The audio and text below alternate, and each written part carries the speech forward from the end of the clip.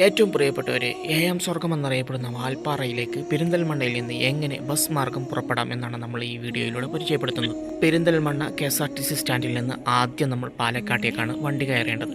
ദീർഘമായ 2 മണിക്കൂറിൻ്റെ യാത്രയാണ് പെരിന്തൽമണ്ണയിൽ നിന്നും പാലക്കാട്ടേക്കുള്ളത്. 79 രൂപയാണ് ടിക്കറ്റ് വില. മക്കരപ്പറമ്പിൽ നിന്ന് കയറിയത് കൊണ്ടാണ് 92 രൂപ കാണിക്കുന്നത്. പാലക്കാടെത്തിയപ്പോൾ ചിലവായത് 2 മണിക്കൂറും 79 രൂപയും. പാലക്കാടെത്തി ഒരു ചായയും കുടിച്ചു. ഇനി പൊള്ളാച്ചിയിലേക്കാണ് പോകാനുള്ളത്. പാലക്കാട് നിന്ന് പൊള്ളാച്ചിയിലേക്കുള്ള ദീർഘദൂരം 1.5 മണിക്കൂർ മാത്രമാണ്. പാലക്കാട് നിന്നും പൊള്ളാച്ചിയിലേക്കുള്ള ബസ് ടിക്കറ്റ് വില 54 രൂപ. അങ്ങനെ കേരള ബോർഡറും കടന്ന് തമിഴ്നാടിന്റെ വിശാലമായ റോഡിലേക്ക് ബസ് എത്തിപ്പെട്ടു. തമിഴ്നാടിന്റെ റോഡും പരിസരവും കാണേണ്ടത് തന്നെയാണ്.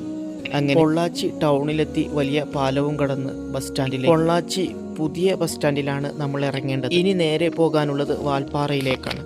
തിരക്കൊഴിയാത്ത ബസ് സ്റ്റാൻഡിലെ ഒരു മൂലയിലാണ് വാൽപ്പാറയിലേക്കുള്ള ബസ് നിർത്തിയിട്ടിരിക്കുക. അങ്ങനെ ബസ്സിൽ കയറുന്നതിന് മുന്നോടിയായിട്ട് അവിടുത്തെ ഫേമസ് ആയ ഗൗരികൃഷ്ണയിൽ നിന്ന് ഫുഡും കഴിച്ച് പൊള്ളാച്ചിയിൽ നിന്ന് വാൽപ്പാറയിലേക്ക് ദീർഘമായ 2.5 മണിക്കൂറിൻ്റെ യാത്രയാണ് വാൽപ്പാറയിലേക്കുള്ളത്.